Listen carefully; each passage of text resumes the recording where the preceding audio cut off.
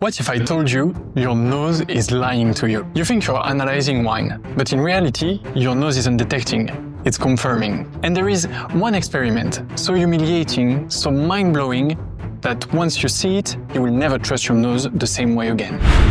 Stay with me because by the end of this video, you will understand why even the best wine tasters in the world must stay humble. Let's be clear, the nose feels like a superpower. It can steer emotions, or unlock memories. The smell of fresh orange juice and coffee? Boom, I'm instantly back at my grandparents' house for breakfast. But here is the thing. Compared to our other senses, and especially vision, our sense of smell kinda sucks. It has two major flaws. First, it's slow. Olfactory detection takes about 400 milliseconds, which is 10 times slower than vision. And second, it's low res. We only have around 50,000 mitral cells in our nose, which is nothing compared to the millions of retinal cells that we have in our eyes. So our eyes can see in 4K with fiber optic speed, while our nose is stuck in 280p on dial-up from 2005. But there is worse. We don't even have a shared language for smells. We name smells after things that smells like them. Orange smells like orange. Fresh cut grass smells like fresh cut grass. And if I say, it smells like blackcurrant, do you smell the same thing as I do? Probably not. So here is the real question. Is it really our nose that analyzes wine, or is it being fooled by our other senses? This is exactly the question a study from 2001 tried to answer. In this study, we are with a professor. He takes one red wine and one white wine. Then he takes the same white wine and he adds a scentless red dye. He now has 3 wines. Red, white, and red-white. White with basically red color. And now it's time to have fun. He organizes 2 tasting sessions with students. For the first sessions, the students taste in black glasses under red light, so they can't see the color. And the professor has 2 goals. The first goal is to make sure that W and RW are perceived as the same, and they are.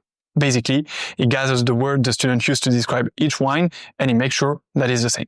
His second goal is basically to have this vocabulary to describe red wine and white wine. So he takes all the words the student use and he puts them in category red or white. So acacia, lemon, these are typical white descriptors, while cherry, blackberry, pepper are typical red descriptors.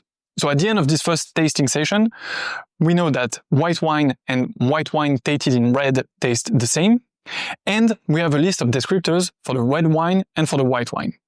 So the first tasting session can end here. Let's start the second tasting sessions. Students can see the wines, but there is a twist. They taste W and RW, so they taste exactly the same wine, and they must use the same vocabulary as they used before. So they have a list of words that they used in the previous tasting session. The result is brutal.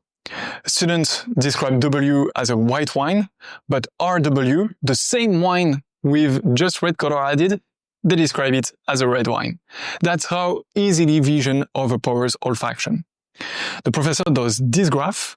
It comes straight from the study and it shows how the red-colored white wine is now described using red wine descriptors. The conclusion? From a cognitive point of view, smell is heavily influenced by our other senses. It doesn't analyze, it confirms. So now, the big question, if your nose is this bad, how do you actually get better? From all of this, we learned that our sense of smell is underdeveloped. But that's fixable, and here is how I train. First, I started small, and I started by asking those simple questions. What does this dish taste like? Is my morning coffee actually good? What am I smelling in this meal? You can even try to take it further and try to cook meal with ingredients you know but your partner doesn't, and play a game so that she or he can guess what's inside. If you want to take it further, go to a farmer's market and actually smell things. Finally, I love Le Nez du Vin. It's one of the best wine games ever made.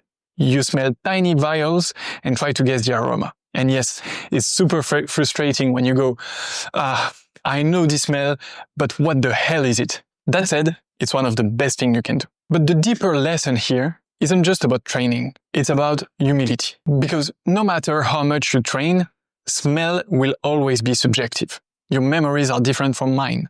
Your emotions are different. Your nose is different. That's why people who list aromas with absolute certainty, with arrogance, they are jerks. The best tasters are humble. They invite you in.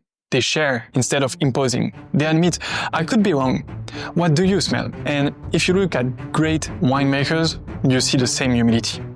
They know terroir existed before them and will exist after them. They know that weather can ruin everything. They know that wine is a miracle. Maybe this is the real lesson of wine. True greatness, whether in tasting or in life, is not born from arrogance, but from humility. Wine is a humbling experience, and that's why it's beautiful. If you want to dig deeper, I've linked the original research paper below. It's a fascinating read. I've also added my list of the 10 wine books that helped me the most. And if you want to train with me, join the Winemaker Show Academy. The links are in the description. See you soon.